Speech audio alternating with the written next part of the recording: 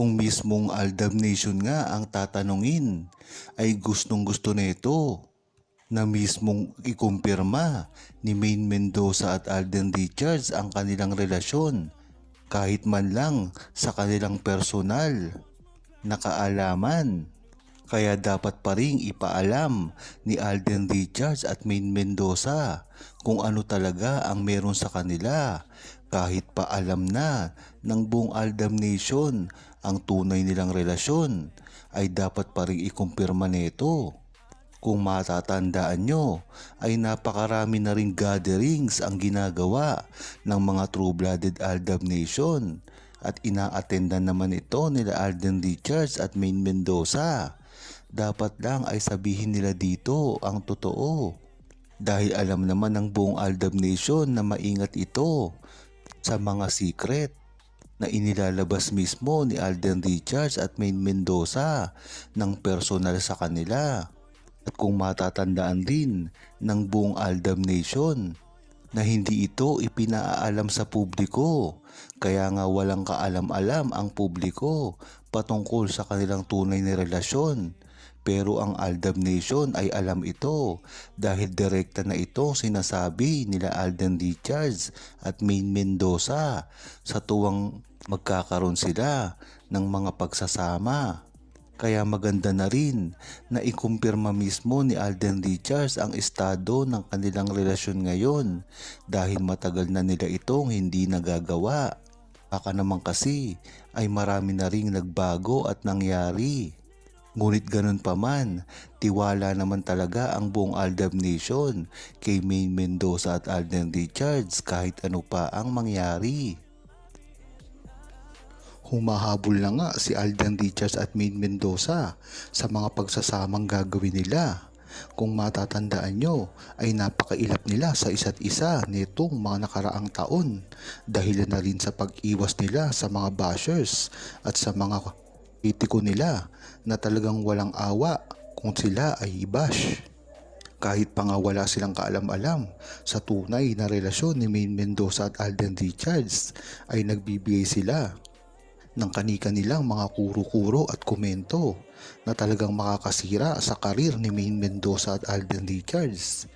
Ngunit maganda na lang dito, mabuti nang nariyan ang buong true-blooded Aldab Nation para ipagtanggol si Maine Mendoza at Alden Richards sa ganitong mga paninira. Kung matatandaan nyo, si Maine Mendoza ay nakakaawa dahil hirap na ito kung merong mangbaba sa kanya at maninira sa publiko. Ngunit ang maganda dito ay nariyan pa rin ang buong mga true-blooded Aldab Nation para ipagtanggol siya. Yan naman talaga ang trabaho ng buong true-blooded Aldab Nation, lalong-lalo na ang mga defender na dati pa lamang nagsimula na. Ganyan-ganyan din kasi ang ginagawa nila dati kay Maine Mendoza at Alden Richards sa tuwing maibabash sila ng mga kalaban nila sa industriya. Kung matatandaan nyo ay sunod-sunod na rin ang mga nagpapakalat ng mga nanliligaw umano at nililigawan ni Alden Richards at Maine Mendoza na sa bandang huli ay nalaman na hindi naman ito totoo at ito ay paninira lamang para mabuwag ang Aldab. Diyan mo talaga malalaman kung gaano kasikat si Maine Mendoza at Alden Richards sa simula pa lamang at hanggang ngayon ay talagang pinuputok pa rin sila ng pangbabash, paninira sa kanilang mga karir nang sa gayon ay masira sila at magtagumpay at mapalitan na kani-kanilang mga iniidolo. Talagang hanggang ngayon nga ay napakatibay pa rin ni Maine Mendoza at Alden Richards at walang iba ito iniisip kung hindi ang magaganda lang na nangyayari sa kanilang buhay dahil na rin ito sa gawa ng kanilang mga fans. Nagkakaisa ang mga Mainers at Aldenatics na talagang sa simula pa lamang ay nakita na natin ang hindi pagkakaunawaan. Ngunit ang maganda dito, ang nagtagumpay sa kanilang mga fans, walang iba kung hindi ang mga true-blooded Aldab Nation na talagang milyon-milyon kung gumalaw At talagang kahit ano pang gawin nila ay hindi nila masisira si Maine Mendoza at Alden Richards. Ang buong Aldab Nation ay nagkaroon ng award na talagang tanging iisang fandom lamang na nangyari ito. Nagkamit pa ng mga multiple Guinness World Record na talagang kahit kailan ay hindi na mapapantayan. Ang tinutukoy nga nito ni Alden Richards at Maine Mendoza ay hindi lang dito sa Pilipinas, kung hindi sa buong mundo, na tinalo pa ang fan club nila Taylor Swift, Bruno Mars, Ariana Grande, Olivia Rodrigo, iba't iba pa na mga sikat na fandom.